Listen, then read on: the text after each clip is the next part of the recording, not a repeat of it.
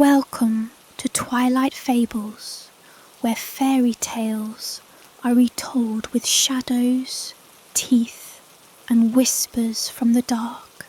Tonight, we begin the story of the Frog Prince.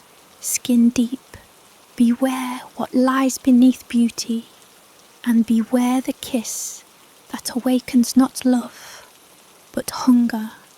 The kingdom of still water was a place where surfaces mattered. Its lakes and rivers lay still as glass, mirroring everything placed above them. Trees leaned over the banks as though admiring themselves, and courtiers powdered their faces until not even a pore could be seen. The queen, widowed and proud, encouraged the same perfection in her daughters. Appearances were not just admired in Stillwater, they were currency. Princess Adelaine, the youngest, was not without charm, but her beauty was quiet, uncertain, overshadowed by her elder sisters. One had hair like spun silver, another eyes so blue they were compared to sapphires, and the third carried laughter that drew courtiers into her orbit like moths to flame. Adelaine's gaze lingered too long on reflections, her thoughts deeper than they should be, and her mother often sighed at her distracted nature, while her sisters occupied themselves with gowns and suitors. Adelaine slipped away into gardens and groves, listening for whispers beneath still waters. It was in such a grove, half hidden with moss and ivy, that she found the old well. It leaned with age, stones worn smooth and damp, its mouth gaping like something that waited to be fed. Children whispered of a boy who had once fallen in and never been seen again. Servants swore the bucket drew up wet but empty, as though the well had grown tired of giving. No one fetched water there any more.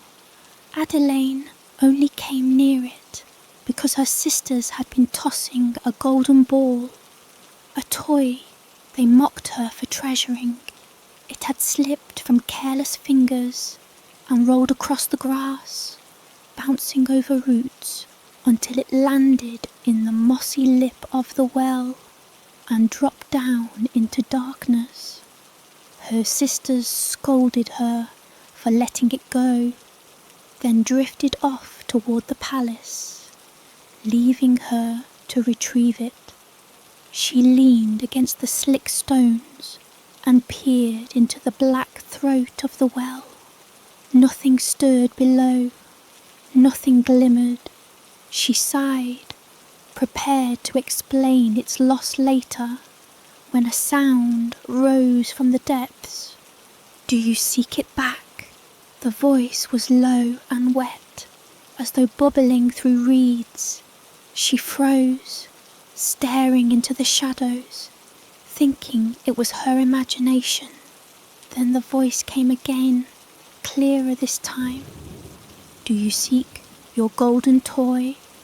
Her heart stuttered.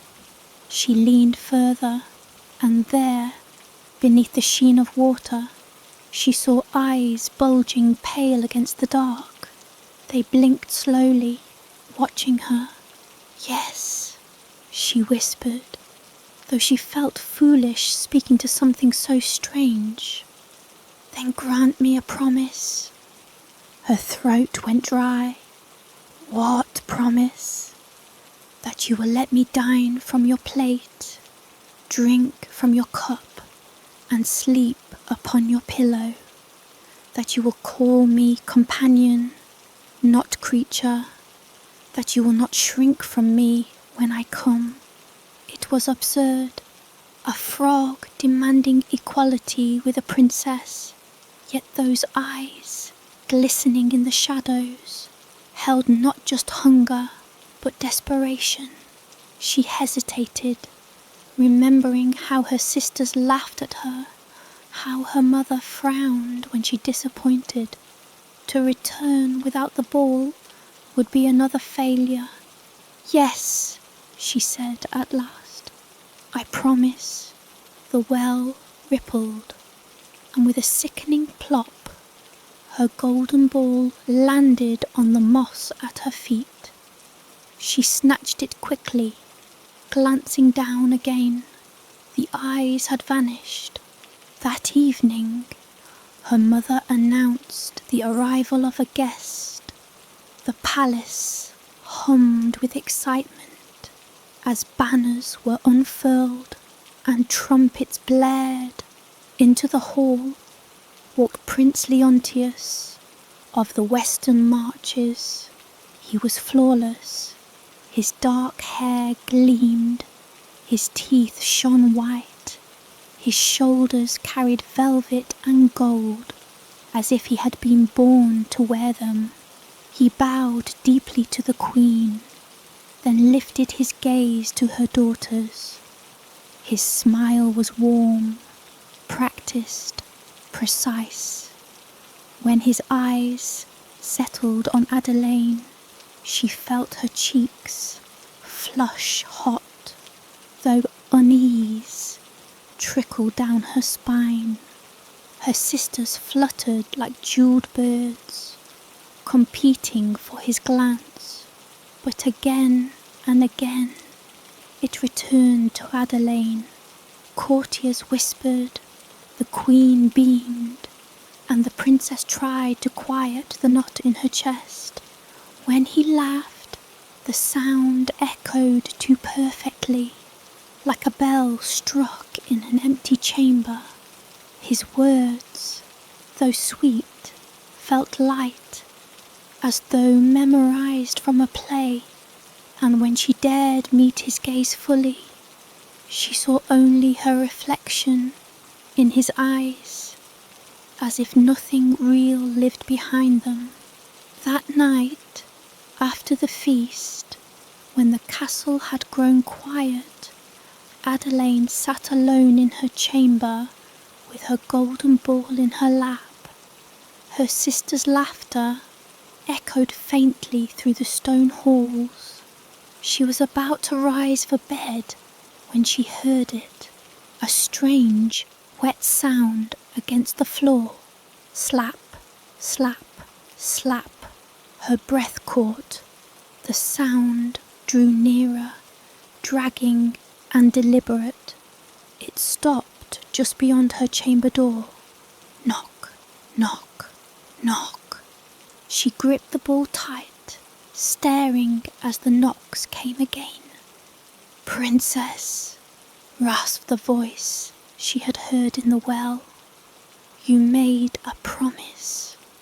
She moved to the door, opening it a crack, and there it was, a frog, swollen and slick, the size of a hound, its throat pulsed, eyes bulging, and its mouth curled grotesquely as it looked up at her.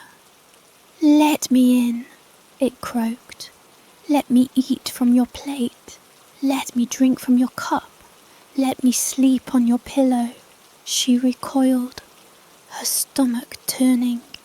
You can't mean this. You swore, the frog rasped, throat swelling as if it would burst. Her hand tightened on the door, prepared to slam it, but then she hesitated. For just a moment, in the torchlight, she thought she saw something more, a faint shimmer around the creature, like the outline of a man submerged beneath its skin, as though the frog was no more than a husk stretched over something human. "Please," the frog whispered, softer now, "do not let the false one take my place." Her pulse raced. She wanted to demand what it meant, but footsteps echoed down the hall. Servants carrying trays of leftover wine passed the corridor. In panic, she shut the door, locking it tight. The frog did not knock again. The next morning, she walked in the gardens with Prince Leontius. The sunlight gilded his hair. The dew seemed to bend toward him as he passed, and the courtier's eyes followed every step. His hand brushed hers, warm and smooth. He spoke of distant lands, of wars fought and won, of glory and triumph. But though his words flowed, they carried no weight. They were perfect stories, told in perfect rhythm. But when she tried to imagine him within them, there was nothing there. "Do you not trust me?" he asked suddenly, tilting his head with flawless charm. She forced a smile. "I hardly know you." "You will," he promised, his lips curling upward. "I can be whatever you desire, whatever you most wish to see." The words left her chilled. That night, her dreams filled with glass figures, mannequins with smooth faces, stretched into his smile. They stood in rows, hands clasped, hollow eyes shining, and in the corner of the dream, a black well gaped open, and from its depths, 2 wet eyes blinked. She woke with the golden ball pressed hard against her chest, her sheets damp with sweat, and in the silence of her chamber, she thought she heard a faint croak, whispering over and over, "Skin deep, skin deep, skin deep." The days that followed were filled with whispers of betrothal. The Queen, long anxious to see her daughters married into power, pressed her attentions more keenly upon Adelaine than ever before. Prince Leontius had made his preference clear, and though her sisters smiled through tight teeth, their envy radiated like heat from an open fire. Everywhere Adelaine turned, someone was watching her, waiting for her to smile in return at the prince, waiting for her to accept the fate that had been laid before her. But her heart carried the echo of that voice from the well, the slick sound of webbed limbs dragging across her threshold. She tried to forget it, to convince herself it was madness, that no promise mattered when made to a creature of slime and shadow. Yet her nights were restless, her dreams plagued by watery eyes and the hollow ringing of Leontius's laughter. It was 3 nights after their walk in the garden when the knocking returned. Slap, slap, slap. The sound rose from the stairwell and dragged its way to her door, wet and deliberate. She pressed her palms over her ears, but she could not block it out. Knock, knock, knock. Her breath shivered in her chest. The frog's voice croaked low. "Princess, you swore you would not cast me out."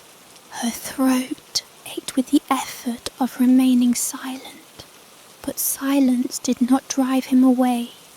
The knocking continued until dawn. When at last she opened the door, trembling and exhausted, the corridor was empty, wet trails leading back toward the stairs. She thought she was free until she turned and saw him crouched on the sill of her window, swollen throat pulsing as though mocking her relief. "You must choose," the frog rasped. "The skin wears my name, but it is hollow. It will feast on your people until there is nothing left but glass. Do not trust what shines." Her stomach churned, bile rising as she slammed the shutters against him, but his words lingered, burrowing deep. Later that morning, at the breakfast table, Leontius reached for her hand. His fingers were warm and strong, yet she noticed something she had not before. His nails gleamed too perfectly, like polished ivory, without the faintest blemish. His skin held no scar, no freckle, no mark of life. She thought of children she had seen scrape knees, of courtiers whose hands bore calluses from swordplay or ink stains from letters. But Leontius bore none of these. He was too flawless. When she dared pull her hand back, his smile faltered just for a heartbeat, and in that fleeting crack she thought she saw emptiness, a sagging, loose quality, as though his face were only draped across something vacant. Then it was gone, his perfect expression restored. The queen watched with keen delight, her own smile tightening. "You must not play coy, Adelaine. This is the match of a lifetime. A prince such as this will bring fortune to Stillwater." Adelaine lowered her gaze. Her tongue tasted of ash. That night, she dreamt again of mannequins, their hollow mouths opening wide. They were singing in voices like silver bells, praising the beauty of Leontius. One by one, they peeled off their skins and held them up like robes, offering them to her. Beneath the skins were shapes, too blurred to see, as though even her dreams could not bear to know them. And watching from a corner of the dream was the frog, his eyes, the only thing truly alive, pleading silently. The next evening brought a feast in Leontius's honour. Nobles filled the hall, music swelled, wine flowed like rivers. Adelaine sat beside him at the queen's table, smiling when expected, laughing when prompted, but her hand clutched her golden ball beneath the tablecloth like a talisman. Leontius leaned close, his breath warm against her ear. "You are not yourself tonight. Do you not wish to see your kingdom prosper? Do you not wish to see your family content?" His words were soft, but they burrowed with weight. She forced herself to meet his gaze. "What do you wish, my lord?" He smiled, teeth gleaming flawless in the candlelight. "Only to be whole again." The words rattled through her bones. Whole, as though he knew something was missing, as though he had slipped and revealed a truth he should not. She excused herself before the feast ended, her steps quick through corridors that felt suddenly longer, their torches dimmer. When she reached her chamber, she shut the door tight and pressed her back against it, but she was not alone. The frog crouched upon her pillow. His wet skin glistened in the firelight, his throat expanding and collapsing like a bellows. "You promised me a place at your table," he croaked, "a place at your side. You let the husk sit there instead." She staggered, trembling. "You cannot. He is the prince. He is flesh. He is life. You are only a creature." The frog's throat swelled.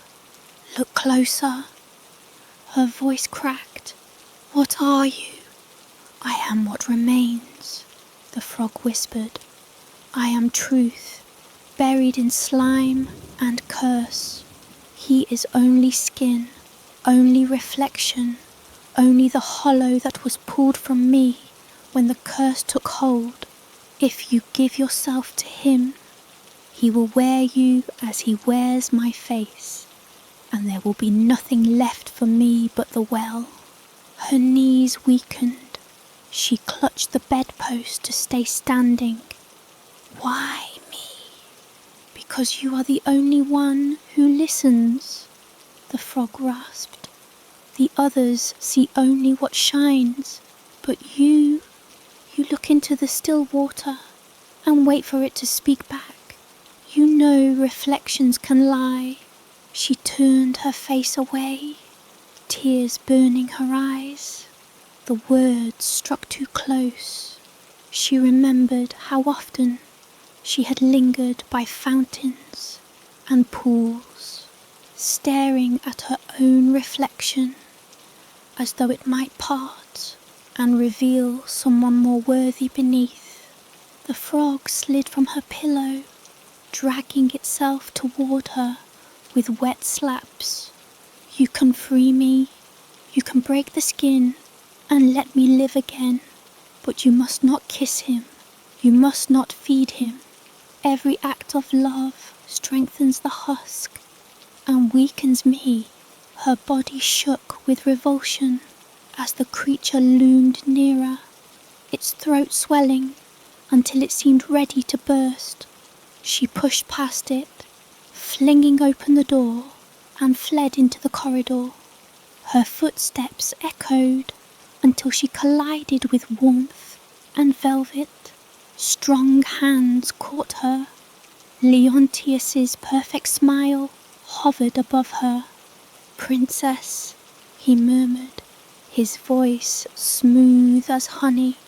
"Why do you run?" She stared up at him, chest heaving, words tangled in her throat. His face was flawless, symmetrical, and yet, as she watched, she thought she saw the faintest ripple pass across his cheek, as though the skin had slipped just slightly before tightening again.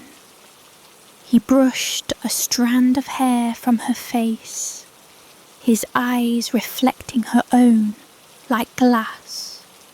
"Do not fear. I will protect you from anything that frightens you."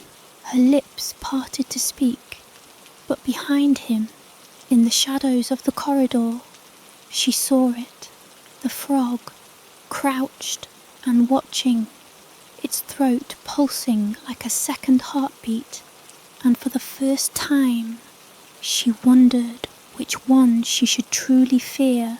The days grew heavier with the weight of expectation. Every morning Adelaine awoke to the glittering court, sunlight glinting off polished armour, mirrors reflecting everything twice, thrice, until truth seemed impossible to find.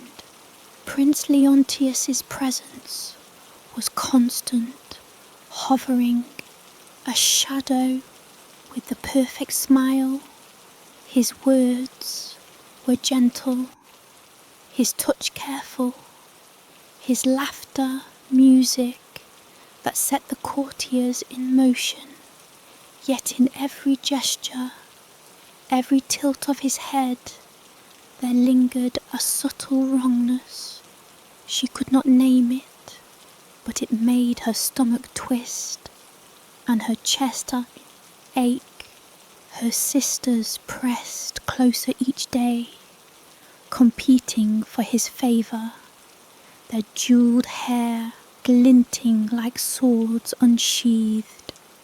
The queen praised the eldest relentlessly, dangling compliments like coins to be caught. Yet her gaze often returned to Adelaine, subtle, questioning, as though testing whether the youngest daughter could rise to the expectation of perfection.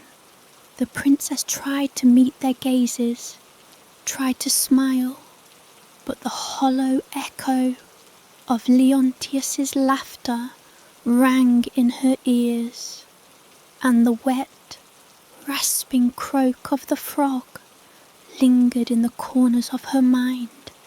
At night, she could no longer sleep. Every time she closed her eyes, the frog was there, crouched upon the edge of her bed, eyes wet and imploring, throat swelling with urgency. Do not let him wear my skin.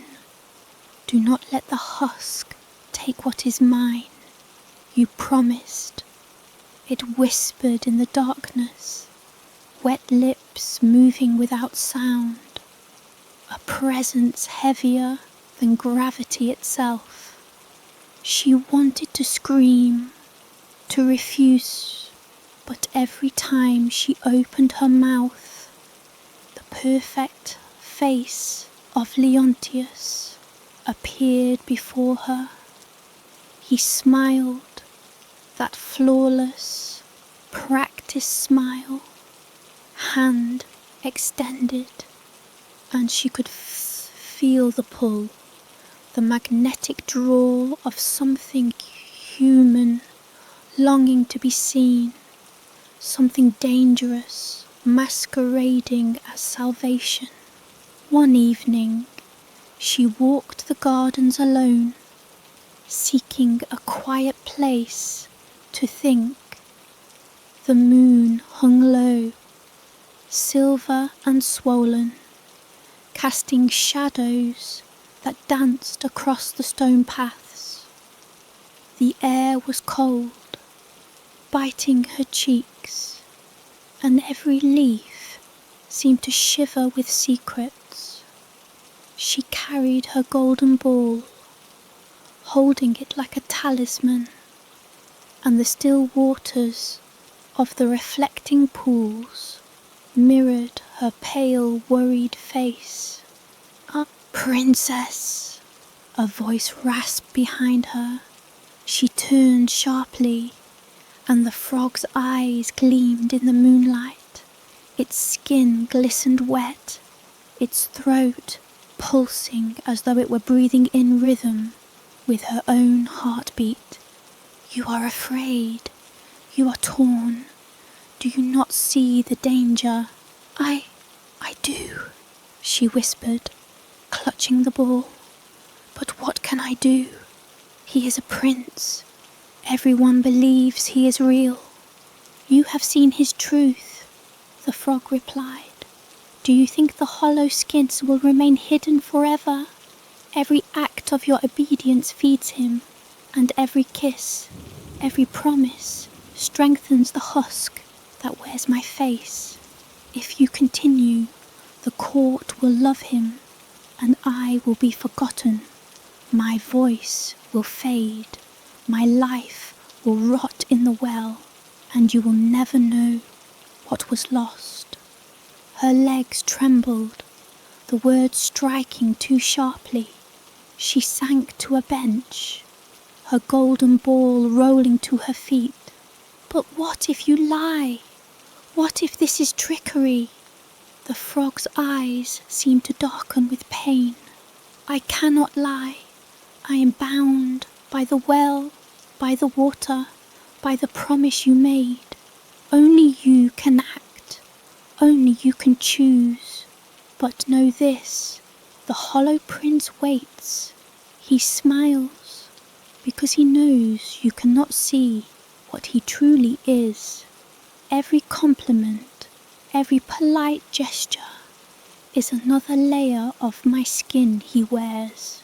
Soon there will be nothing left beneath, nothing.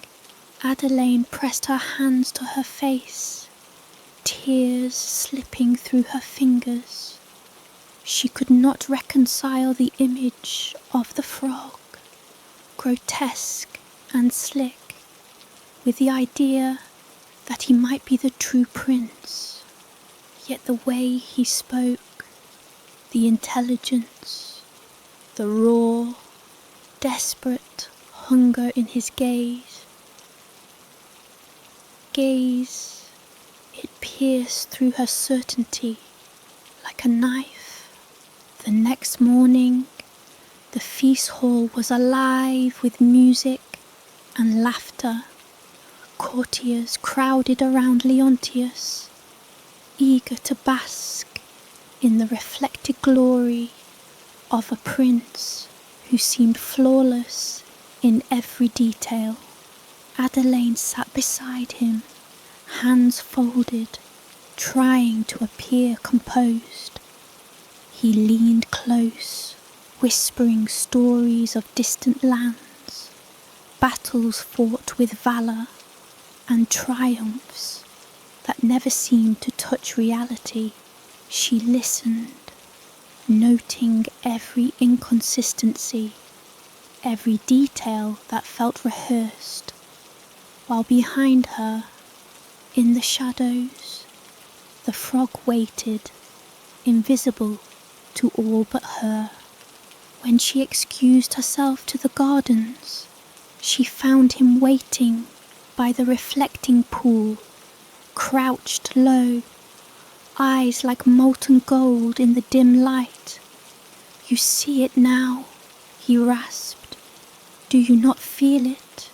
The hollowness beneath the skin, the absence where life should be?"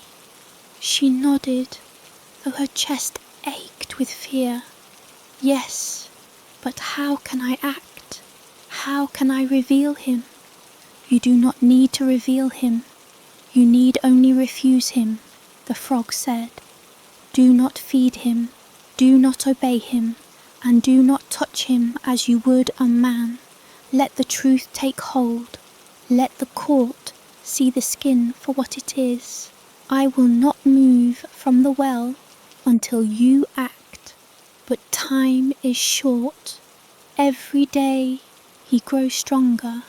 Every compliment, every bow, every smile adds another layer of my absence." Her fingers trembled, brushing the water's surface. She saw her reflection, pale and frightened, but behind it, a faint shimmer hinted at the frog's presence, as though the water itself tried to speak to her. She pressed her hands against the stone edge, leaning forward. "And if I fail?" The frog's throat pulsed with sorrow. "Then the husk will remain. The kingdom will love it as if it were me, and I will sink into the darkness, forgotten, and you will live with the knowledge that the face you cherished was never alive, never human, never mine." The words chilled her to the bone. She rose, gripping the golden ball like a lifeline, and fled through the gardens, each step echoing against the stone paths, each shadow threatening to swallow her whole. She could feel the weight of the court behind her, of Leontius's perfect gaze, and the pulse of the frog, relentless, pleading, haunting her every thought. Days passed in a blur. She could not sleep, could not eat, without feeling the pull of his eyes in her mind. The hollow prince paraded through the halls, every ball, every smile, every word polished and rehearsed, and yet she could see through the perfection. It was hollow, empty, a reflection that mimicked life without ever being alive. And the frog waited, always waiting, in her dreams, in the shadows, in the still water of the pools that mirrored everything except the truth. One night, in the quiet hours before dawn, she crept to the well. The courtyard was empty, torches long burned down to smouldering embers.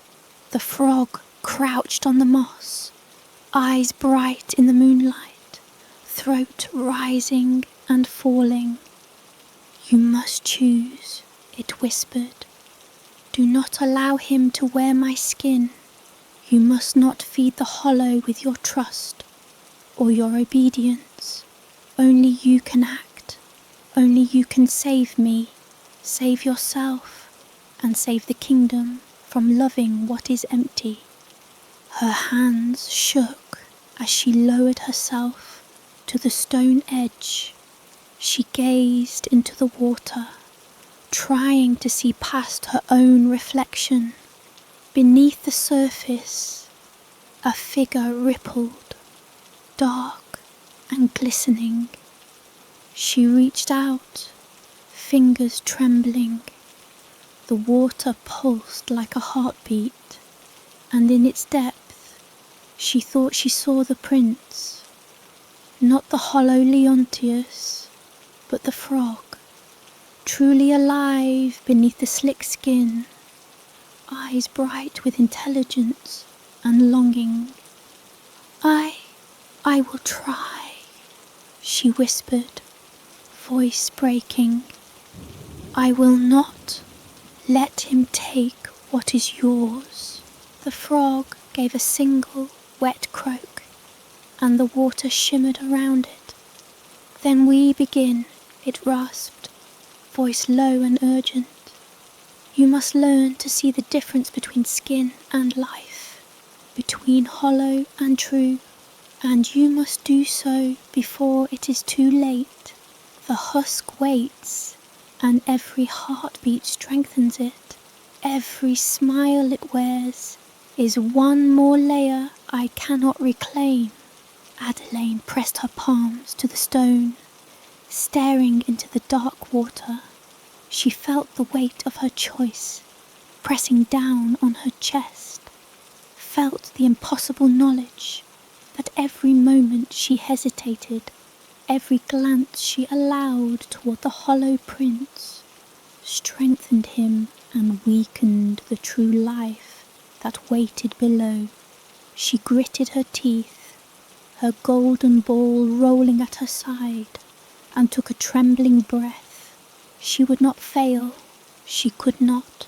Above her, the stars burned cold and distant, indifferent to the small, desperate struggle unfolding in the shadows of the palace, in the still water of the well, in the quiet, pulsing heart of the frog, who was not a creature, but a prince trapped beneath the skin of lies. And somewhere, far from the marble halls and perfumed courts, the hollow prince smiled, his empty eyes reflecting nothing, as though sensing the coming storm, as though he knew the princess was beginning to see. The game had begun, and there was no turning back. The days pressed on with a weight that seemed to grow heavier in the palace, the walls narrowing around Adelaine, like stone closing in on her chest. Every corridor she traversed, every hall she passed, seemed to echo with the hollow laughter of Leontius, smooth and perfect, yet always too light, too rehearsed. Courtiers flitted about like moths to his light, their eyes bright with admiration for a prince who could do no wrong. But Adelaine saw the cracks, the minute imperfections that others ignored. Every gesture, every tilt of his head betrayed a subtle falseness, a hollowness that pressed like ice against her ribs. She wandered the gardens at night, golden ball clutched tight in her hands, seeking solace among the statues and reflecting pools. Moonlight draped the foliage in silver, casting long, twisting shadows across the stone paths. Even here, in the quiet of the gardens, she could not escape him. The frog waited at the edge of the largest pool, eyes glinting like liquid amber, throat swelling and collapsing with a slow, deliberate rhythm. "You have seen him," it rasped, voice low, wet and pleading. "You know the truth. Do not let the hollow wear my skin. Do not give him the power to mimic life while I rot unseen. Do not let the kingdom love a lie." I know," she whispered, though her voice trembled. "But how am I to act? He is the prince. The court would never believe me, and the queen," her voice faltered, "the queen would never see him for what he is." "You need not convince them," the frog replied. "You only need to refuse him. Every act of kindness, every smile, every bow strengthens the husk. Refuse him, and the hollow begins to crumble. Act too late, and he will wear my face forever, and the kingdom will never know." Adelaine pressed her fingers to her temples, trying to still the panic that surged through her. She had promised, and promises, once made, carried weight heavier than stone in still water. Her heart ached at the thought of breaking it, yet the alternative, the hollow prince growing stronger, the true prince trapped beneath the slick skin of a frog, was worse than any dishonour she might suffer. The next morning, the court gathered in the great hall for a ceremony of feasting and music. Leontius, flawless as ever, took his place beside the queen, his smile perfect, hands polished and clean. He bowed, he laughed, he spoke in tones measured and light, and all who saw him were enchanted. Every compliment he received seemed to feed him. Every admiring glance from the courtiers draping another layer of false warmth over the hollow shell. Adelaine sat quietly, pretending to sip from her cup, forcing herself to watch the polished gestures, the graceful movements, the charm that enthralled everyone but her. She felt a cold dread creeping up her spine, a tightening of her chest that refused to be soothed by the music or the laughter around her. She saw the reflection of the pool in the polished silver of the candelabras, and in that reflection she saw the frog, crouched and watching, wet and glistening, eyes imploring her to act. After the ceremony, she wandered the palace in search of solitude, moving through halls that seemed to stretch longer than they should, shadows twisting with life of their own. She reached the chamber where she had first met the frog and found it waiting, perched upon the edge of the stone basin. Its eyes followed her every movement, throat pulsing like a drum in the quiet of the room. "You must act," it croaked, urgency thick in its voice. "Do not let him take what is mine. Do not give the kingdom a reflection when it deserves life. You see the truth. You feel it. You must choose now." I cannot," she whispered, shaking. "If I refuse him, if I act against him, what then? What will happen to me?" "You will be tested," the frog said, voice low and insistent. "You will be pushed to the edge of fear and doubt, but only by stepping forward, by facing the hollow. Can you save me? Can you save yourself? And can you save the kingdom from loving what is false?" Her hands trembled as she lowered herself to the stone edge, staring into the still water. She tried to look past her own reflection, to see beneath the surface, to see the prince trapped under the slick amphibian skin. The water shimmered faintly, and she thought she saw the outline of a man crouched beneath the frog's grotesque exterior, eyes bright with intelligence, longing, and despair. I will try," she whispered, voice breaking. "I will not let him take what is yours."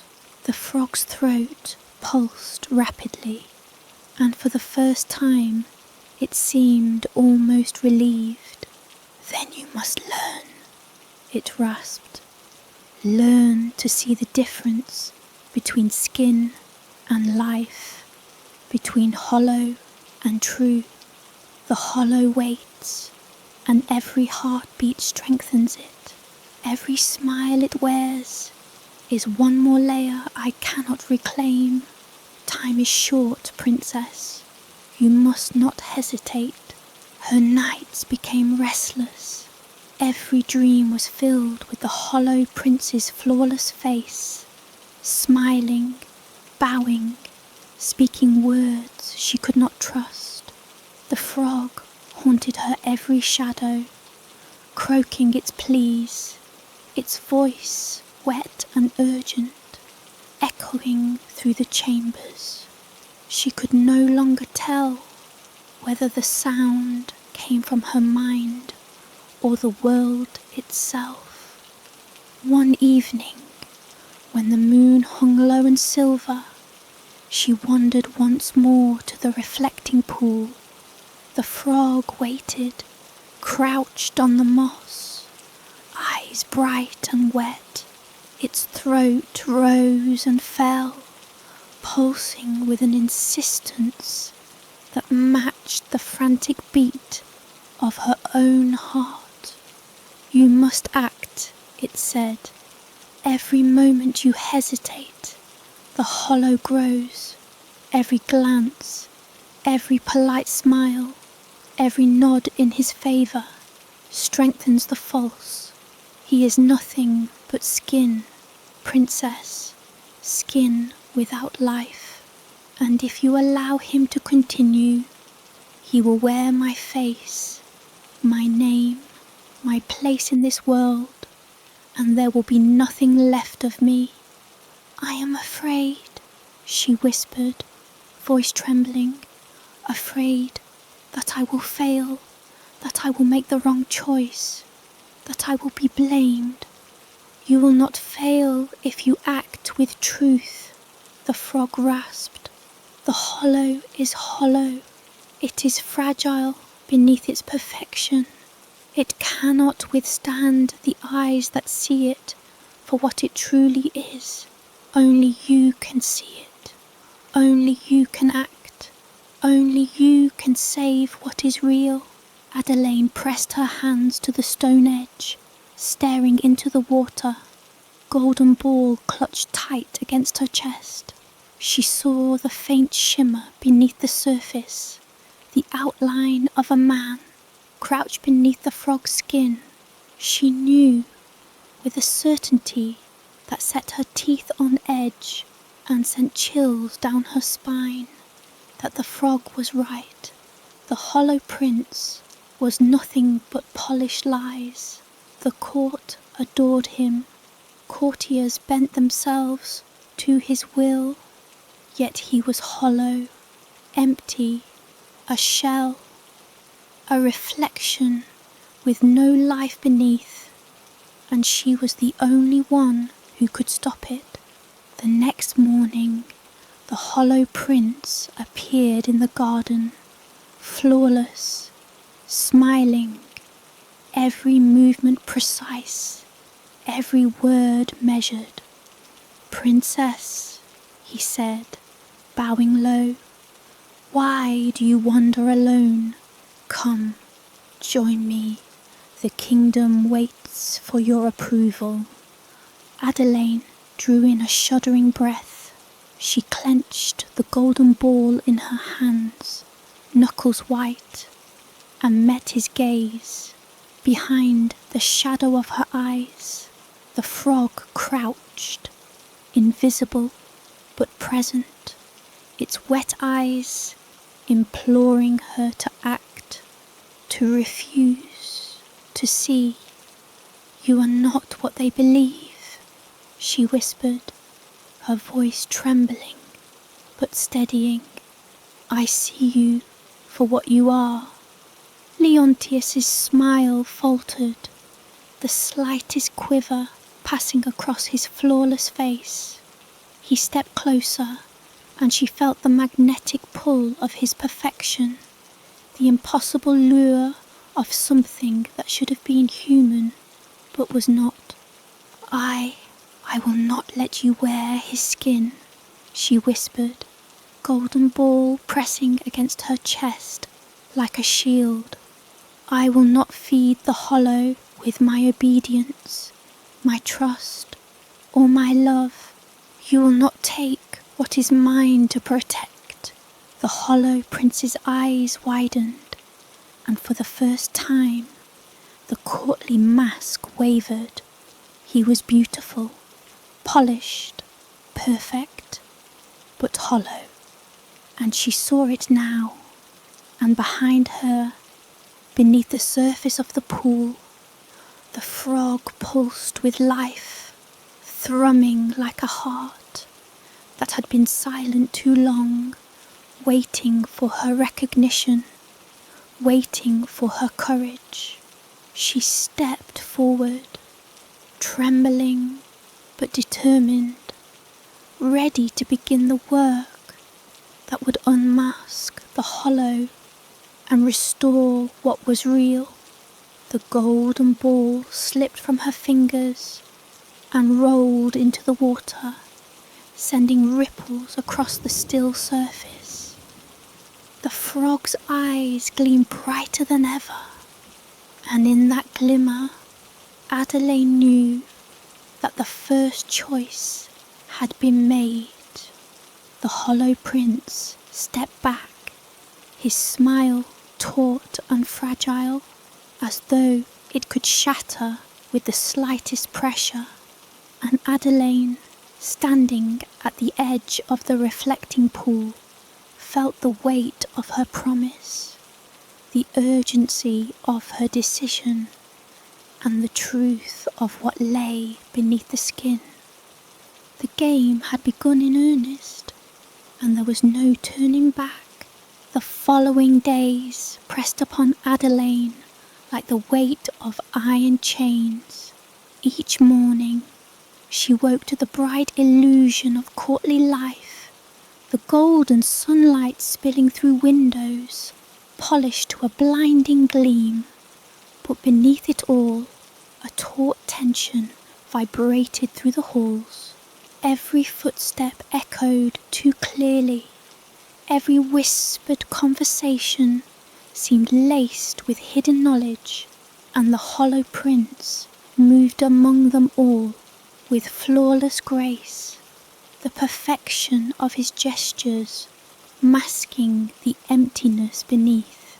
She tried to ignore it, tried to smile and nod as the courtiers praised him, but the truth clung to her like a second skin, impossible to shake.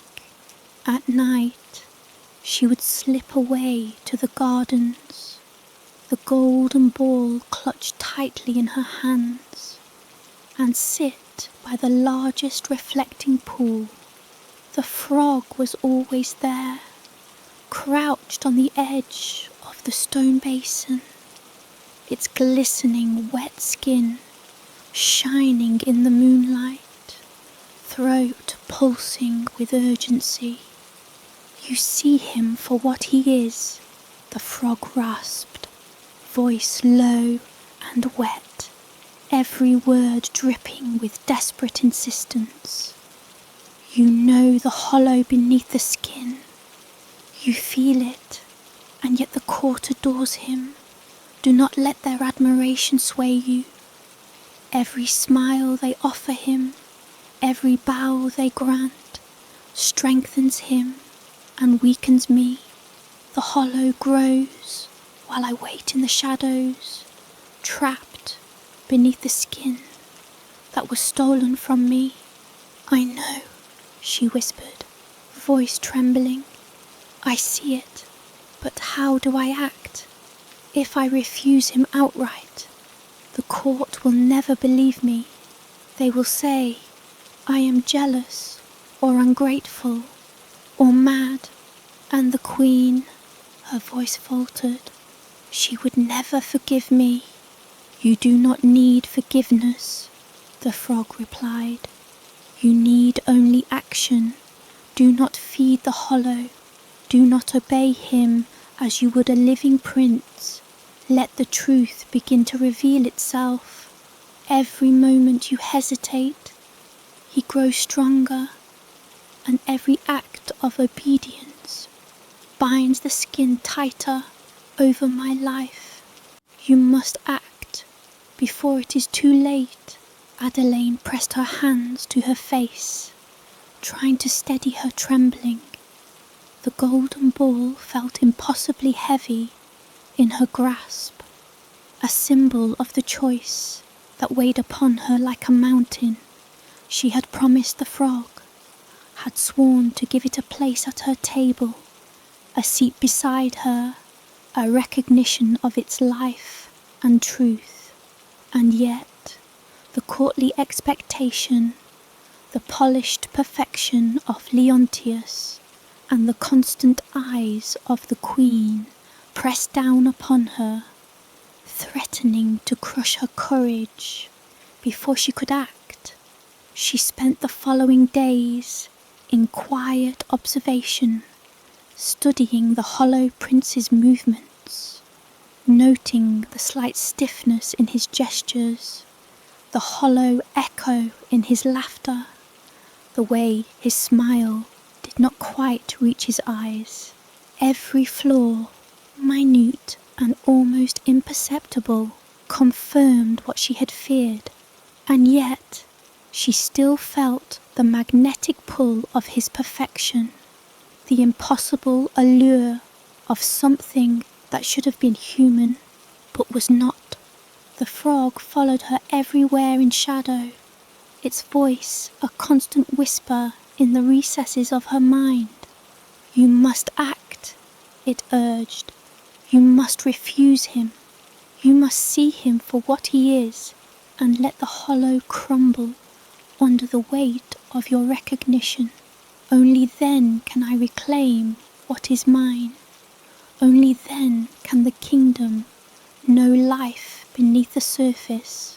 One evening, as twilight bled into darkness, and the moon cast a cold silver light over the gardens, Adelaine sat by the reflecting pool and let the golden ball roll into the water.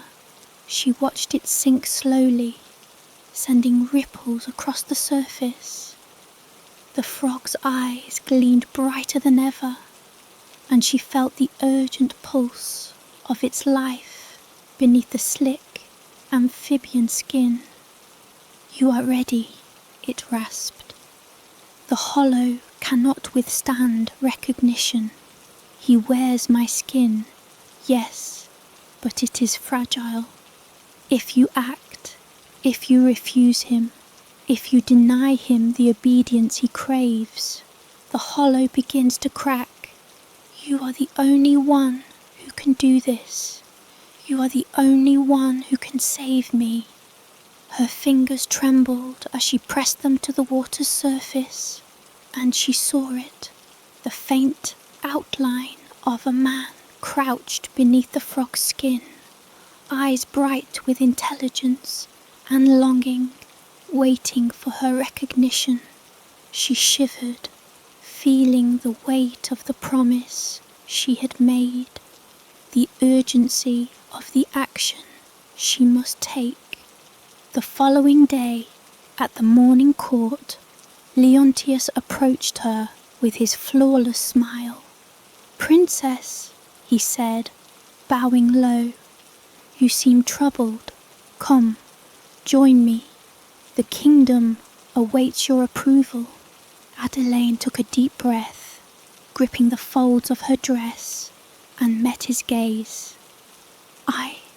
I cannot," she whispered, voice trembling but firm. "I will not give you my obedience, my trust, or my love. I see you for what you are." For a brief moment, the perfect mask faltered. His eyes widened, and she thought she glimpsed the emptiness beneath, the hollow nothingness that he had tried to conceal. The courtiers murmured, confused, some glancing at her with disapproval, others with suspicion, but she did not waver. Behind her, in the shadows, the frog crouched, eyes glinting with relief and hope, a pulse of life that had waited too long. "You have begun," it rasped. "Do not stop. Every act of recognition strengthens the truth. Every refusal weakens the hollow. You are the only one who can see, and the only one who can act. Do not falter." Days passed in a blur of tension and fear. The hollow prince's smiles grew tighter, his movements slightly less fluid, and for the first time, Adelaine saw cracks in the perfection. The court began to notice the strain, whispering among themselves, unsure why the prince seemed slightly off. And the frog, ever present in her mind and in the shadows, croaked its encouragement, pushing her toward decisive action. At night, she returned to the reflecting pool, golden ball in hand, and stared into the water. The frog waited, crouched on the edge, eyes bright and wet, throat pulsing with urgent life. "The hollow is fragile," it whispered. "The skin is not enough. You must act fully. You must see the truth, deny the hollow, and embrace what is real. Only then can I be free, and only then can the kingdom know life beneath the surface." Adelaine pressed her hands to the stone, feeling the cool weight of the promise she had made. She knew what she had to do, though her body trembled with fear. The hollow prince had paraded his perfection for too long, and every day He grew stronger, every act of obedience adding another layer of false life over the frog's true form. She took a deep, shuddering breath and looked up at the moon, silver light bathing the garden in cold clarity. She would not fail. She would act. The hollow would not endure her recognition, and the frog would reclaim what was rightfully his. The kingdom would see truth beneath the mask, and she would not be swayed by perfection, by polished lies, or by the weight of expectation. The game had intensified, the stakes sharpened to a knife's edge, and Adelaine knew that every moment counted. She could not hesitate, she could not falter. The hollow prince had worn my skin too long, the frog had waited too long, and now, at last, it was time to act.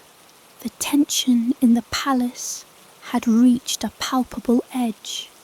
Even the walls seemed to hold their breath, the polished stone corridors echoing with the hollow laughter of Leontius and the nervous murmurs of the courtiers.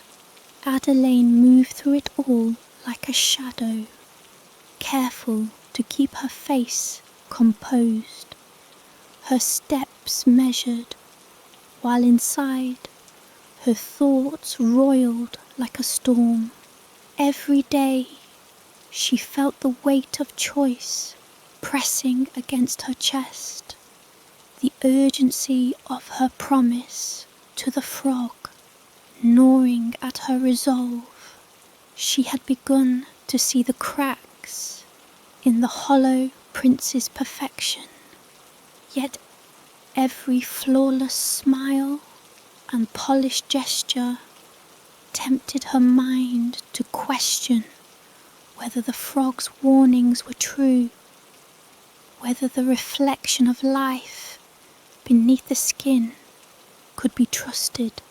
At night, she sought the garden, carrying her golden ball, seeking the familiar solace of the reflecting pool. The frog was always there, crouched at the edge, eyes glinting wetly in the moonlight, throat rising and falling like a living drum. "You cannot delay," it rasped, voice low and urgent.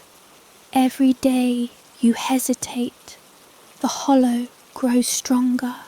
Every smile you offer him, every act of obedience strengthens the shell that wears my face.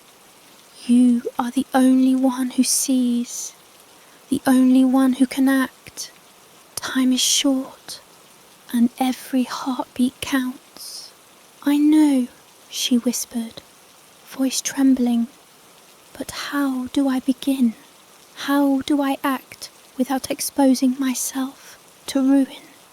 "You do not act for the court," the frog said. "You act for life itself, for truth. The hollow cannot endure recognition. If you face it, if you deny it, it will begin to crumble. You are the key. You are the force that will unmask it. You must not falter." Her hand shook as she lowered herself to the edge of the reflecting pool, golden ball pressed tightly against her chest. She stared into the water, searching past her own reflection, looking for the faint outline of the prince beneath the frog's grotesque skin. The water shimmered, and there he was, crouched, trapped, eyes bright with intelligence, longing and despair. The frog's true form pulsed beneath the surface, waiting for her recognition, waiting for her courage. The next day, The hollow prince appeared in the courtyard, flawless as ever, every movement measured, every word polished. "Princess," he said, bowing low, "you seem troubled. Come, join me. The kingdom awaits your approval." Adelaine took a deep breath, pressing her hands to her sides. I cannot," she whispered, voice steadying. "I see you for what you are. I will not grant you my obedience, my trust, or my love." For the first time, the hollow prince's perfect mask faltered. His eyes widened, a flicker of panic breaking through the polished surface. The courtiers murmured, startled by the unexpected defiance. But Adelaine did not waver. Behind her, in the shadows, the frog crouched, eyes bright with hope, urging her onward. "You have begun," it rasped. "Do not stop. Every act of recognition strengthens the truth. Every refusal weakens the hollow. You are the only one who can see, the only one who can act. Do not falter." Adelaine felt a surge of determination. She could not allow the hollow to continue wearing the frog's skin, not when the kingdom was at stake, and the prince, who was truly alive, waited beneath the surface. She began to take deliberate actions, small but deliberate. She refused his offers of flattery, deflected his attempts to draw her into conversation, and ignored the courtly smiles that sought to manipulate her attention. Every slight act of defiance, every refusal, seemed to chip away at the hollow's perfection, revealing the subtle instability beneath the flawless exterior. The hollow prince grew visibly uneasy. His movements became slightly stiffer, his smile tighter, and for the first time, cracks appeared in the illusion he had so carefully maintained. The courtiers noticed too, whispering among themselves, uncertain why the prince seemed off. Adelaine's resolve strengthened with every observation. She could see the hollow's growing vulnerability, and she knew that her recognition, her refusal, was the key to freeing the true prince trapped beneath. That night, she returned to the garden, the moon casting silver light across the reflecting pool. The frog waited, crouched at the edge, eyes glinting wetly, throat pulsing with urgent life. "The hollow is weakening," it rasped. "You have begun the work, but it is not enough. You must confront it directly. You must face the prince beneath the skin and deny him completely. Only then will the shell begin to crack. Only then will I be free." Adelaine pressed her hands to the stone edge of the pool, staring into the water. She felt the weight of her promise, the urgency of her task, and the enormity of what lay ahead. The hollow prince had worn the frog's skin too long. The court's admiration had strengthened it, and now the final act was upon her. She could not hesitate. She could not falter. She had to act. The following day, she sought the hollow prince in the courtyard. He approached with his flawless smile, but she met him with unwavering gaze. "I will not grant you my obedience," she said. I will not feed the hollow with my trust or my attention. I see you for what you are, and you will not endure under my recognition.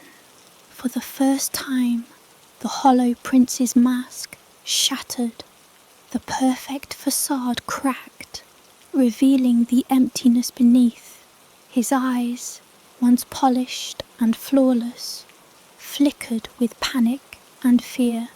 The courtiers gasped, whispering, unsure what they had witnessed. The hollow prince's movements faltered, his voice wavered, and he stepped back, the illusion of perfection crumbling around him. Behind her, in the shadows of the courtyard, the frog's eyes glimmered with triumph. Its throat pulsed with life, the vibrant rhythm of a prince who had waited too long for recognition. Adelaine felt a surge of relief and determination. The hollow had begun to fall, and the true prince would soon emerge. The next days were a delicate balance of observation and subtle action. Adelaine refused every attempt by the hollow prince to regain control, denying him attention, deflecting his gestures, and avoiding any act that might strengthen his false shell. Slowly, imperceptibly, the hollow began to weaken. The perfection that had captivated the court wavered, revealing glimpses of the emptiness beneath. Courtiers whispered, confused and uncertain, while the frog remained a constant presence in her mind and in the shadows, urging her onward. At night, she returned to the garden, sitting by the reflecting pool and letting the golden ball rest at her feet. The frog crouched at the edge, eyes bright and wet, throat pulsing with life. "You have done well," it rasped. "The hollow is breaking, but there is more to be done. You must see the prince fully, deny the hollow completely, and embrace what is real. Only then will I be free, and only then will the kingdom know life beneath the surface." Adelaine pressed her hands to the stone, staring into the water. She saw the faint shimmer beneath the surface, the outline of the man crouched beneath the frog's skin. She felt the weight of the promise she had made, the urgency of the task, and the enormity of what lay ahead. She would not fail. She could not. The hollow prince had paraded his perfection for too long. The frog had waited too long, and now it was time for the final act. Adelaine drew a deep breath, golden ball clutched tight, and prepared to confront the hollow fully, to deny it the obedience, trust, and attention it craved, and to restore the prince who had been trapped beneath the slick amphibian skin. The game had reached its climax. The hollow had weakened. The frog had guided her every step, and Adelaine knew that the decisive moment was at hand. She could not falter. She would not. The kingdom's truth, the prince's life, and the promise she had made to the frog, all depended upon her courage and recognition. The morning sun poured through the tall windows of the palace, casting long, cold shadows across the marble floors. Adelaine moved through the halls with purpose, each step measured, each breath steady, despite the storm of dread that churned in her chest. The hollow prince awaited her in the courtyard, flawless as ever, his smile polished and precise, hands poised in gestures that had once seemed so alluring. But she saw through it now. She knew the emptiness beneath, the hollow shell that had long masqueraded as life. And behind her eyes, the frog waited, its glistening wet form crouched, invisibly in the shadows, eyes bright with anticipation, urging her onward. "You have come," the hollow prince said, bowing low, a faint tremor betraying the perfection of his posture. "Princess, why do you linger in the shadows? Join me. The kingdom awaits your approval." Adelaine's chest tightened. The golden ball rested in her hands like a talisman, heavy with the weight of choice. She raised her gaze to meet his flawless eyes. "I see you for what you are," she said, voice unwavering. "I will not grant you my obedience, my trust, or my love. You are hollow beneath the skin, and I refuse to feed the illusion any longer." For the first time, the hollow prince's mask truly faltered. His polished smile wavered, the emptiness behind it threatening to burst through. The courtiers, who had once been enthralled by perfection, murmured among themselves. Confusion etched into their faces. Some whispered in disbelief, others in apprehension. Yet Adelaine stood firm, feeling the pulse of the frog beneath her gaze, its life waiting for her recognition, urging her onward. "You are the only one who can act," the frog's voice rasped in her mind. "See him fully, deny him completely, and embrace what is real. Every hesitation strengthens him, and every act of defiance weakens the hollow. You are the key. You must not falter." Adelaine took a slow, steadying breath. She stepped closer to the hollow prince, eyes locked on his. "You are nothing but skin," she said, "a mask without life.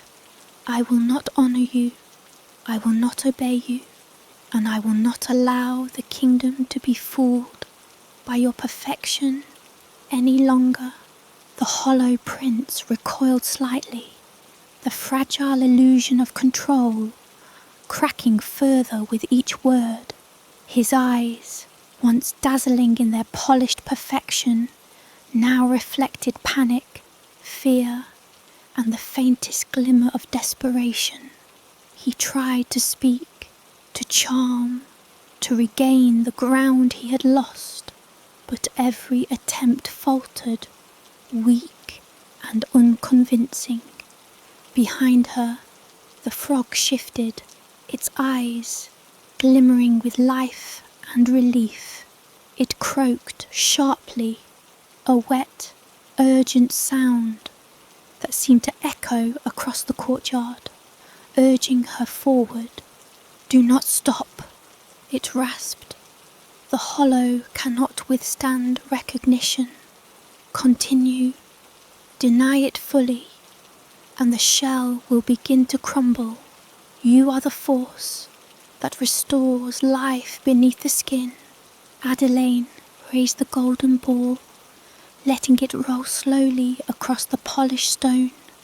The shimmer of its surface mirrored her determination, the weight of her choice pressing down on her chest. "The kingdom deserves truth," she said, voice growing stronger. "Life beneath the mask, and you, hollow prince, will not endure my recognition any longer. The hollow prince's movements faltered, his polished gestures breaking apart. The courtiers gasped, whispering in alarm and confusion. The illusion he had maintained for so long, the perfection that had captivated them, began to dissolve. Cracks appeared across the flawless surface of his expression, and the emptiness beneath shimmered, visible to all who dared to look closely. Adelaine's heart pounded in her chest. She could feel the frog beneath the surface of her mind, a pulse of life waiting for her recognition. She pressed forward, refusing to waver. Every step, every word, every glance of defiance chipped away at the hollow, weakening it until the mask could no longer hold. "You are mine," the frog rasped in her mind. "See me fully, accept me, and reclaim what has been stolen. The hollow cannot survive your recognition." Adelaine knelt by the reflecting pool, golden ball in hand, and let it slip into the water. The ripples spread across the surface, distorting the image of the hollow prince, reflecting the cracks that were spreading across his flawless exterior. She pressed her palms to the stone edge, eyes locked on the shimmer beneath the water, where the true prince crouched, trapped and desperate, waiting for her to act. "I see you," she whispered. "I see you, truly. You are real. You are alive, and you belong here, beneath the skin that is yours, not the hollow that has worn it for too long." The water pulsed, and for a moment the courtyard seemed to hold its breath. The hollow prince's mask fractured completely, revealing the emptiness beneath. His voice, once polished and smooth, faltered and broke. The courtiers gasped, some stumbling back in alarm, others frozen with disbelief. The illusion of perfection, the false charm that had captivated the kingdom, shattered like glass.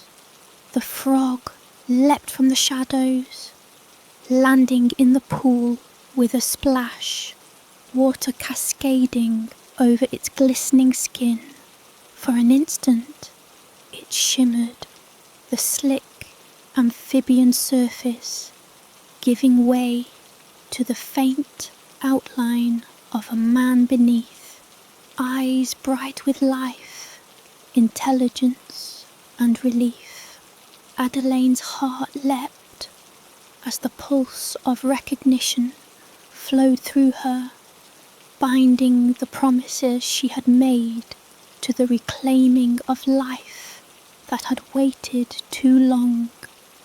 The hollow prince's body convulsed, the shell that had stolen the frog's skin writhing and cracking. The perfect mass disintegrated, and with a wet, desperate croak, the true prince emerged, dripping and gasping, yet alive.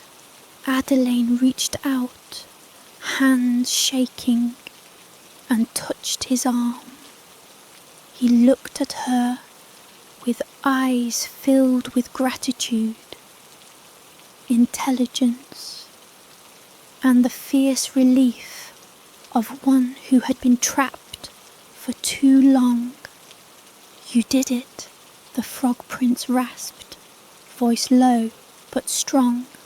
"You saw through the hollow, refused it, and restored what is real. You are the only one who could have done this." Adelaine pressed her forehead to his shoulder, tears slipping down her cheeks. "I could not have done it without you," she whispered. "I saw the truth because you showed me." The court remained frozen, staring at the transformation that had just occurred. The hollow prince had vanished completely, replaced by the man who had been trapped beneath the slick skin, wet and trembling, but unmistakably alive. Some courtiers whispered, others gasped, but the weight of truth pressed down on all of them. The illusion had been broken, and life had returned to the kingdom, vibrant and undeniable. In the days that followed, Adelaine and the Frog Prince, now fully restored, worked together to heal the fractures left by the hollow's deception. The court slowly accepted the truth, though whispers lingered and some doubted what they had seen. But the golden ball, once a symbol of choice, now lay in the reflecting pool, rippling with the pulse of life that Adelaine had recognised, the promise she had kept, and the hollow that had been defeated. Night after night, they sat by the pool, hands clasped, watching the silver light shimmer across the water. The Frog Prince's voice, once raspy and urgent, was now calm, filled with gratitude and warmth. "You have saved me," he said softly, "and in doing so, you have saved the kingdom from loving what is hollow." Adelaine smiled, feeling the weight of her fear lift, replaced by the steady, undeniable presence of truth and life. "I only did what was right," she said. "I saw the hollow for what it was, and I refused it. You are alive because I recognized you." He leaned closer, brushing a wet strand of hair from her face, eyes gleaming with a mixture of relief and affection. "You recognized me, even when no one else could. That is more than any prince deserves." The golden ball lay at their feet, ripples reflecting the silver moonlight, a symbol of choice, courage, and the truth that had restored life to what had been hollow for too long. The hollow prince was gone, the Frog Prince restored, and the kingdom, though still whispering in disbelief, now had before it the undeniable presence of life, intelligence, and the fierce pulse of truth. And Adelaine, standing at the edge of the reflecting pool, knew that she had fulfilled her promise, saved a life, and uncovered the secret that had lain beneath the skin, hidden for too long. The game was over. The hollow had fallen. Life had been reclaimed, and for the first time in weeks, Adelaine felt a sense of peace, tempered by the knowledge that vigilance was necessary, but relief nonetheless sweet on her lips. The Frog Prince, fully himself, crouched beside her, and together they watched the golden ball shimmer in the still water, a reminder of courage, recognition, and the victory of life over hollow perfection. The kingdom stirred quietly in the days after the hollow prince's defeat. Courtiers moved with a cautious energy, their eyes lingering on Adelaine and the restored Frog Prince, whispering in hushed tones about the strange events that had unfolded. Some clutched at their disbelief, unwilling to accept what they had seen, while others, quietly brave, began to recognize the truth hidden beneath the polished facades of power and perfection.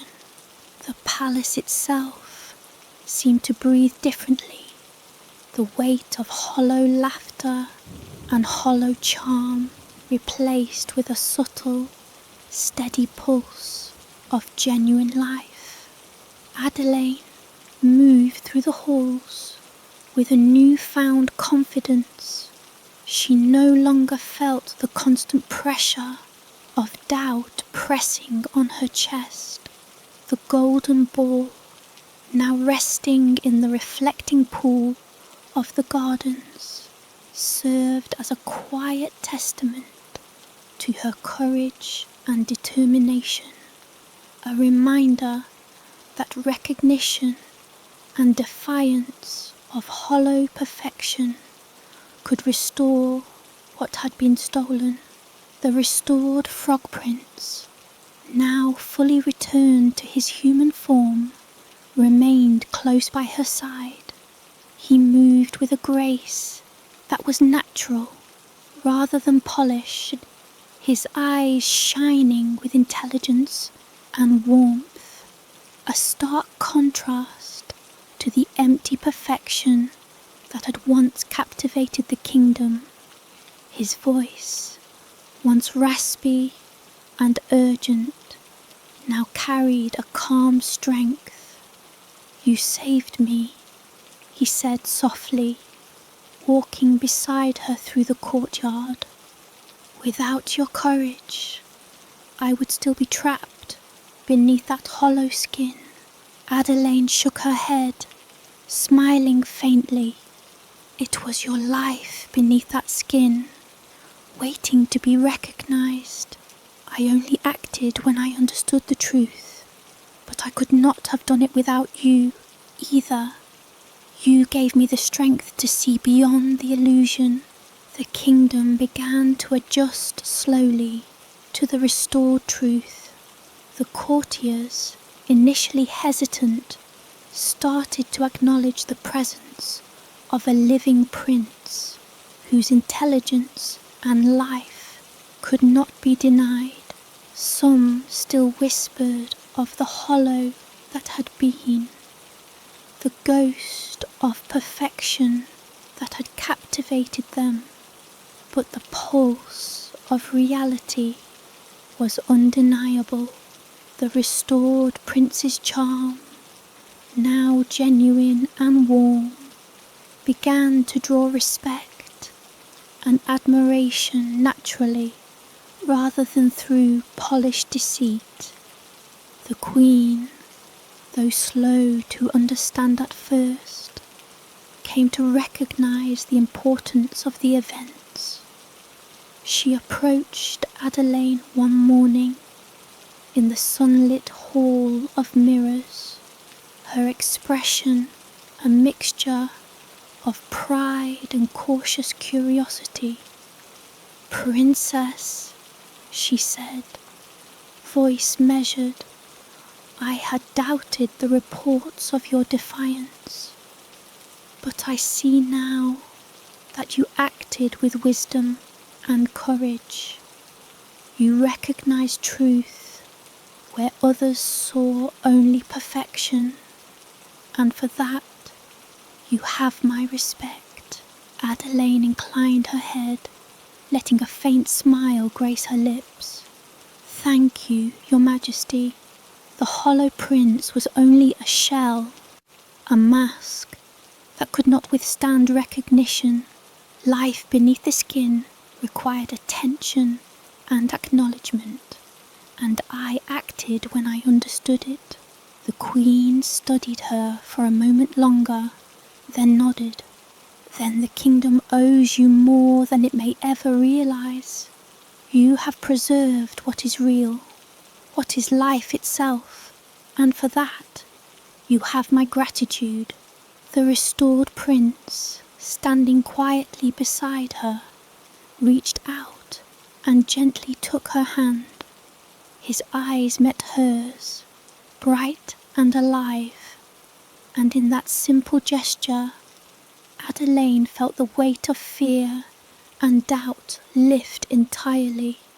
He spoke softly, voice steady and clear. You gave me life, not just physically, but in every sense that matters. I am no longer hollow. I am myself, because you saw me, recognized me, and acted. The golden ball in the reflecting pool seemed to shimmer more brightly that evening, reflecting the silver glow of the moon and the pulse of life that flowed through the restored prince. It was a symbol not just of courage and recognition, but of the deep connection forged through truth and the refusal to accept illusion. Adelaine and the prince spent the following days walking through the palace gardens, discussing the subtle ways the hollow had manipulated perception and how the recognition of life could counteract deception. Each conversation, each step reinforced the truth that had been reclaimed. Life beneath the skin mattered more than polished appearances, and genuine recognition had the power to restore what was lost. The court gradually adapted, learning to respect the restored prince's authentic charm and intelligence, rather than the hollow, empty perfection they had once adored. Whispered conversations gave way to open acknowledgement, and the kingdom began to thrive in subtle ways that reflected the restored balance. Courtiers acted with more sincerity, advisors spoke with honesty, and the pulse of real life began to overshadow the hollow echoes that had once ruled the palace. Adelaine herself found a sense of peace she had not known in weeks. The weight of choice had been heavy, but it had forged in her a strength and clarity that could not be shaken. She understood the fragility of perfection, the danger of hollow illusions, and the power of recognition. She had faced fear, defied expectation, and restored life where it had been stolen.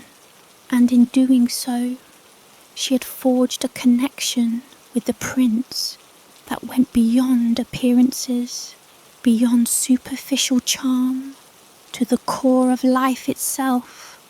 One evening, as the sun set and bathed the palace gardens in a soft amber light, Adelaine and the prince sat by the reflecting pool. The golden ball rested nearby, rippling gently in the still water. He turned to her, eyes bright, and spoke with quiet certainty. The hollow is gone. The kingdom can see life again, and I am myself once more. And it is because of you. Adelaine smiled, the tension that had once gripped her chest replaced by calm and satisfaction. It is because we both acted, and because the truth could not be denied. You were trapped, but I saw the life beneath, and together we restored it. The frog prince leaned closer, brushing a damp strand of hair from her face, and in that simple gesture, Adelaine felt the culmination of weeks of fear, tension, and careful observation. Life had triumphed over hollow perfection. Recognition had restored what had been stolen, and the kingdom had been spared the consequences of loving what was false. In the weeks that followed, Adelaine and the restored prince continued to strengthen the bonds of the court, guiding the kingdom toward honesty, recognition, and authenticity. The Hollow Prince was a memory, a warning of what could happen when perfection masks emptiness, but the pulse of life beneath the skin was a constant reminder of the victory of truth. The reflecting pool remained in the gardens, a quiet symbol of recognition, courage, and the triumph of life over illusion. The golden ball shimmered in its waters, a reminder that choices, once made with courage and clarity, could restore what had been lost and reveal the hidden truth beneath even the most polished surfaces. Adelaine often sat by the pool, hands brushing the water, feeling the pulse of the restored prince's life beneath the surface. The kingdom moved forward, courtiers learning to see beyond appearances, and the restored prince thrived, no longer hollow, but full of intelligence, warmth, and genuine presence. And in that quiet triumph, Adelaine understood the full weight and beauty of recognition. The hollow had been vanquished, life had been restored, and the pulse of truth flowed through the kingdom. Once more, the golden ball rippled gently in the reflecting pool, a silent testament to courage, recognition, and the enduring strength of life beneath the skin. The Hollow Prince was gone forever. The Frog Prince lived again, and Adelaine, having faced fear, acted with clarity and refused the false, had restored what was real.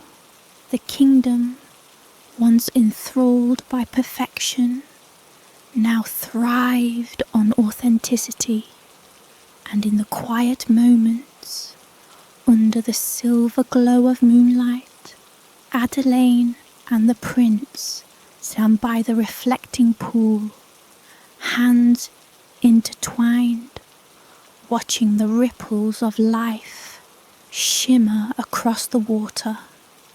The golden ball lay nearby, its surface catching the last rays of the sun, a permanent reminder of courage, choice, and the enduring power of recognition.